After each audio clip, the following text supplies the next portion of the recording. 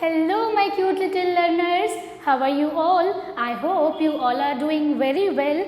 This is your teacher Soumya Sharma, and today we are going to start English grammar book Grammar Pathways for class 4th. This book is from Riddhi series and published by Children's Voice. Today we will start chapter 1, and the name of the chapter is The Sentence. I hope students you all have remembered that in your class 3rd हमने sentences के बारे में सीखा था.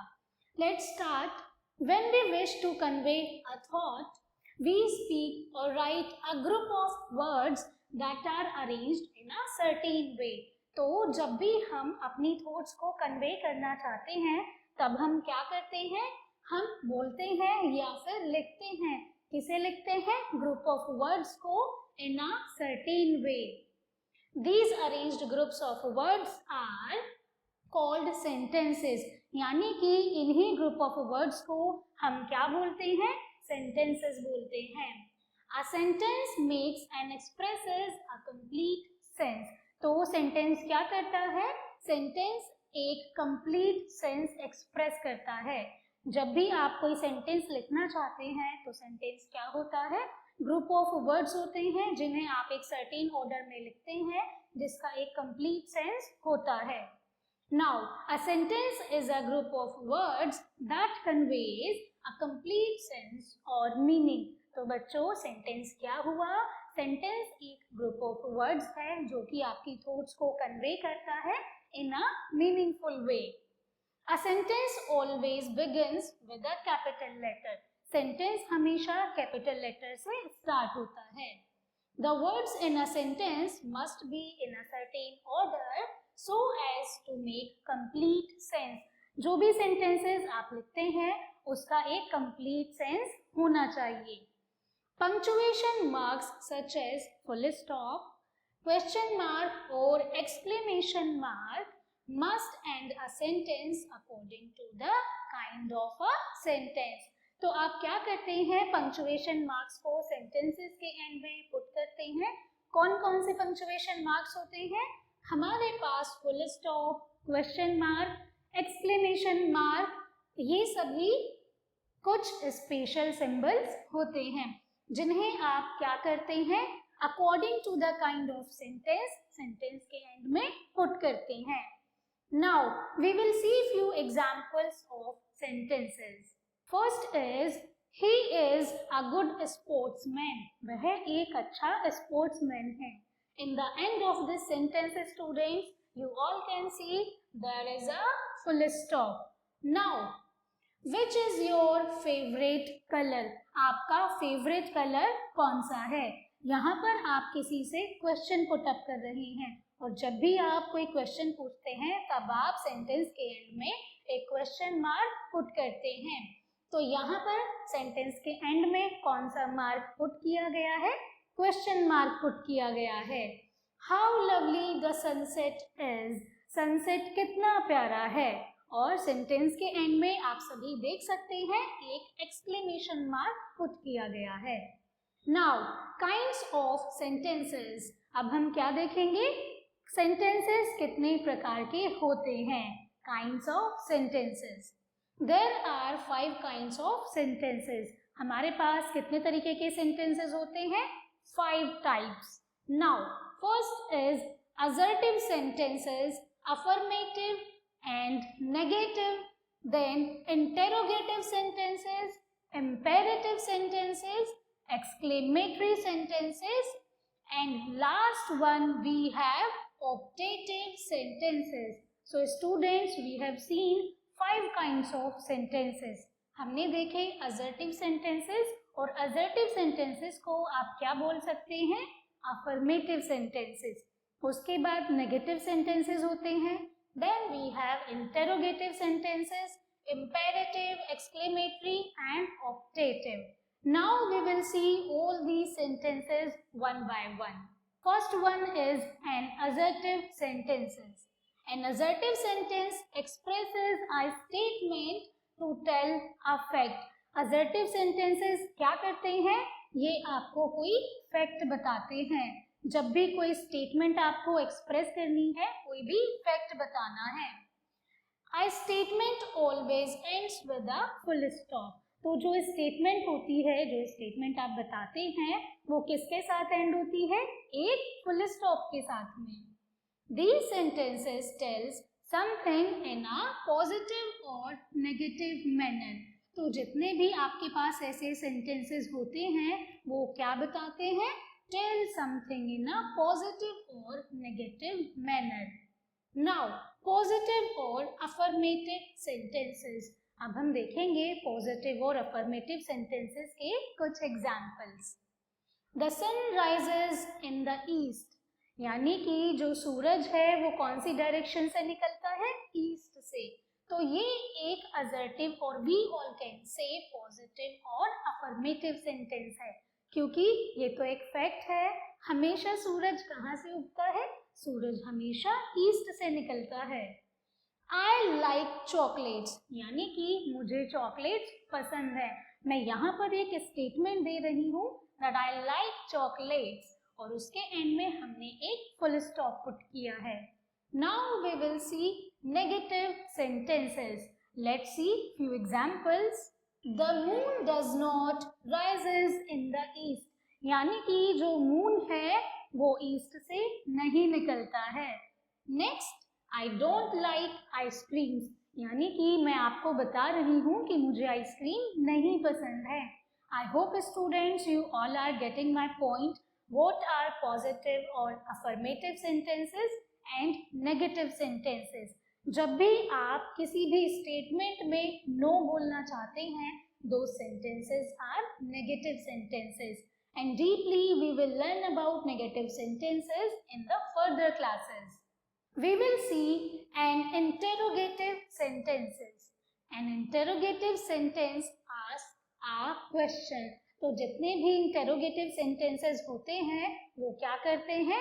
एक question पूछते हैं। A question always ends with an interrogation mark. आपके पास जो एक question होता है वो हमेशा एक question mark से end होता है। First example we have, Who gave you that book? यानी कि वह किताब तुम्हें किसने दी? उसके एंड में आपने क्या लगाया है? एक question mark. Next, Where do you live? मैं आप सभी से पूछ रही हूँ कि आप कहाँ रहते हैं। तो यानी कि it is a kind of question that I am asking to you all. Then what is your name? तुम्हारा नाम क्या है? तो यानी कि ये सभी क्या है? कुछ क्वेश्चंस है that I am asking to everyone. यानी कि आप जब कोई भी क्वेश्चन करते हैं किसी से, तो ऐसे सेंटेंसेस आपके इंटेरोगेटिव सेंटेंसेस होते हैं, और इन्हें क्या बोलते हैं? क्वेश्चंस भी बोलते हैं। ऐसे सेंटेंसेस के एंड में आप क्या करते हैं? क्वेश्चन मार्क पुट करते हैं। Now we will see imperative sentences. An imperative sentence expresses an order or a request. Imperative sentences क्या करते हैं? ये किसी ऑर्डर या फिर रिक्वेस्ट को शो करते हैं।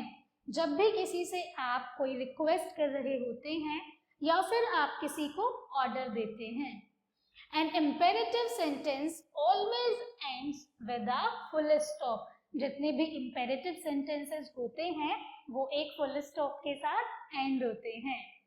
First example we have, open the window. It means I am giving an order to someone कि window open करो। Next, come here. यहाँ आओ। When teacher asks you to come to her desk, तो क्या होता है? वो टीचर का ऑर्डर होता है। Do your work. अपना काम करो। Alright? Please come here. यहाँ पर मैंने सेंटेंस में क्या नोटिस किया है? Please. यानी कि जहाँ पर भी आप प्लीज देखेंगे, इट मीन्स उस सेंटेंस में आप रिक्वेस्ट कर रहे होते हैं। Next is tell me the truth. मुझे सच बताओ। Alright, so these kinds of sentences are an imperative sentences. Let's move ahead. Now we will see exclamatory sentences. An exclamatory sentence expresses a strong feeling, यानी कि जितने भी exclamatory sentences होते हैं वो क्या करते हैं, आपकी स्ट्रॉन्ग फीलिंग्स या फिर इमोशंस को एक्सप्रेस करते हैं। An exclamatory sentence always ends with an exclamation mark. जितने भी आपके exclamatory sentences होते हैं वो एक exclamation mark के साथ end होते हैं। Now, what a lovely garden it is.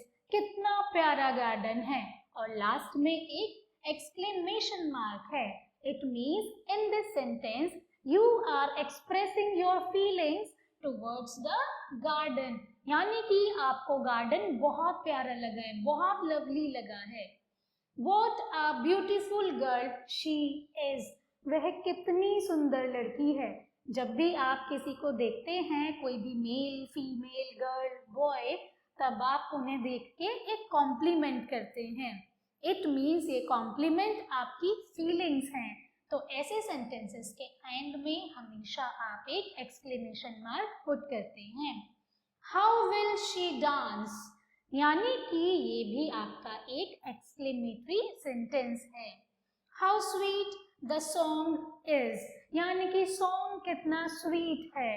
You are expressing your feeling towards that song. What a good idea, कितना अच्छा आइडिया है। जब भी आपके फ्रेंड्स आपको कुछ आइडियाज देते हैं तो तब आप क्या करते हैं, अपने फ्रेंड्स को आप एप्रिशिएट करते हैं। क्या बोलते हैं, अरे वाह यार कितना अच्छा आइडिया है, कितना अच्छा आइडिया दिया है तूने। तो ऐसे सेंटेंसेस जिसमें आप अपने इमोशंस या फिर फीलिंग्स को एक्सप्रेस करते हैं, ऐसे सेंटेंसेस आपके एक्सक्लेमेटरी सेंटेंसेस होते हैं। Next, we have a sentence that expresses wish, prayer, boon or curse is called an optative sentence. यानी कि बच्चों ऐसे sentences जो आपकी wish, prayer, curse या फिर boon को express करते हैं, तो ऐसे sentences क्या होते हैं, आपके ऐसे सेंटेंसेस ऑप्टेटिव सेंटेंसेस होते हैं। Each sentence begins with may and ends with a mark of exclamation, यानी कि ऐसे सेंटेंसेस मे से स्टार्ट होते हैं और सेंटेंस के एंड में आप क्या पुट करते हैं, एक एक्सक्लेमेशन मार्क पुट करते हैं। Now may God bless you, यहाँ पर आप देख रहे हैं सेंटेंस के स्टार्टिंग में मे यूज किया गया है और सेंटेंस के एंड में एक एक्सक्लेमेशन मार्क पुट किया गया है। मे यू लिव लॉन्ग, ये भी ऑप्टेटिव सेंटेंस है because it is beginning with may and it is ending with an exclamation mark. May this dog bite you, यहाँ पर आप क्या कर रहे हैं, किसी को कर्ज कर रहे हैं कि ये डॉग आपको बाइट कर ले। तो यहाँ पर भी सेंटेंस मे से स्टार्ट हो रहा है और एंड हो रहा है एक्सक्लेमेशन मार्क से। I hope students you all have understood about all these sentences, assertive sentences, negative sentences, interrogative sentences, exclamatory sentences, and in the end we have seen annotative sentences. Now we will move ahead. So students, this was all about this chapter. Now we will come to the exercise part. First question is, read the following sentences and write their kinds. आपको क्या करना है, ये sentences read करने हैं और आपको sentence type और sentence kind यहाँ पर बताना है। She gave me a bunch of keys. उसने मुझे चाबियों का गुच्छा दिया। It means you are expressing or telling a statement. तो ये आपका एक assertive sentence है। Next we have the class is studying grammar. Class क्या पढ़ रही है, क्लास ग्रामर पढ़ रही है। ये भी एक स्टेटमेंट है, तो ये भी आपका एक assertive sentence होगा, यानी कि यहाँ पर भी आप assertive लिखेंगे। Have you bought any apples? आप सभी बताओ ये कौन सा सेंटेंस है, ये एक इंटेरोगेटिव सेंटेंस है because in this sentence we are asking a question क्या आपने कुछ एप्पल्स खरीदे हैं? तो ये आपका एक इंटेरोगेटिव सेंटेंस होगा। Is he the writer of this book? क्या वह इस बुक का राइटर है? आपको क्या लगता है यहाँ पर ये कौन सा सेंटेंस है? इंटेरोगेटिव सेंटेंस, क्योंकि it is ending with a question mark, तो यहाँ पर हम क्वेश्चन पूछ रहे हैं, तो ये भी आपका इंटेरोगेटिव सेंटेंस होगा। ब्रिंग मी योर बुक, ये एक इम्पेरेटिव सेंटेंस है। पुट इट डाउन, मैं आपको ऑर्डर दे रही हूँ, आपके हाथ में ये पेन है, I am saying put it down, तो ये आपका एक इम्पेरेटिव सेंटेंस होगा। How beautiful the flower is, ये फूल कितना सुंदर है। यहाँ पर आप फूल के प्रति अपने इमोशंस, अपनी फीलिंग्स को एक्सप्रेस कर रहे हैं। And this sentence is ending with an exclamation mark, ये आपका एक एक्सक्लेमेटरी सेंटेंस होगा। What a strong man he is, वह कितना स्ट्रॉन्ग मैन है, this is also an exclamatory sentence. Confess the truth, यानी कि ट्रुथ को कन्फेस करो, ये एक इम्पेरेटिव सेंटेंस है। May God bless you with gold medal, यहाँ पर मैं ब्लेसिंग्स दे रही हूँ, मेरी प्रेयर है किसी के टुवर्ड्स कि आपको गोल्ड मेडल मिले, तो ये आपका एक ऑप्टेटिव सेंटेंस है। Now we will move to the second question. Look at the pictures given below. आपको क्या करना है? कुछ pictures given है, उनको देखिए। Frame 5 sentences of different kinds based on the picture. One has been done for you. यानी कि यहाँ पर कुछ pictures given है, आपको उन pictures को देखना है और उनके बारे में आपको 5 sentences लिखने हैं of different kinds. First, let's see one example. ये किसकी इमेज है बच्चों? ये एक टाइगर है। So, the tiger lives in a forest. Tiger कहाँ रहता है? फॉरेस्ट में रहता है। और यहाँ पर ये कौन सा सेंटेंस है? ये एक assertive सेंटेंस है। Next, does the tiger live in a forest? क्या टाइगर जंगल में रहता है? बिल्कुल रहता है, बट ये एक इंटेरोगेटिव सेंटेंस है। टेम द वाइल्ड टाइगर, ये एक इम्पेरेटिव सेंटेंस है। How fearsome this tiger is, यह टाइगर कितना डरा हुआ है, तो ये एक एक्सक्लेमेटरी सेंटेंस है। May God save you from the tiger, मैं क्या बोल रही हूँ कि भगवान आपको टाइगर से बचाए, तो ये एक ऑप्टेटिव सेंटेंस है, because it is starting with the word may and it is ending with an exclamation mark. I hope students you all have understood how you all have to write 5 kinds of tenses for a picture. So, lotus के लिए आप अपने and से 5 sentences लिखेंगे. This is a homework for you all. We will move to the third question. Third one is fill in the blanks with the correct word from the box. आपको box में कुछ words यहाँ पर given है, यहाँ से आपको correct word choose करने हैं और यहाँ पर फिल करने हैं. Let's do together. Don't dash in the corridors, यानी कि don't run in the corridors. Corridors में मत भागो. आपके स्कूल में टीचर्स भी आपको समझाती हैं कि बच्चों आपको कॉरिडोर्स में नहीं भागना है. रेज योर डैश, यानी कि रेज योर हैंड्स. टीचर जब भी आपसे कोई क्वेश्चन पूछती हैं तो क्या बोलती हैं? जिसको इस क्वेश्चन का आंसर आता है वो अपने हैंड्स रेज करे. सो यहाँ पर करेक्ट वर्ड क्या होगा? Raise your hands. Don't dash in the exam, यानी कि don't cheat in the exam. जब भी आपके एग्जाम्स आते हैं तो टीचर क्या बोलती हैं? एग्जाम्स में टीचिंग नहीं करना. Alright, so don't cheat in the exam. Right your dash on the board, it means right your name on the board. तो यहाँ पर correct word will be name. Open the dash, teacher आपसे क्या बोल रही है? Open the door, door open करने के लिए बोल रही है. Right them in your dash, write them in your bookcase. All right, I hope students this was a very interesting chapter and you all have understood about the sentences. That's all for today's class. I hope students you all have enjoyed this class. Thank you so much for watching and learning with me. I will see you all in the next class.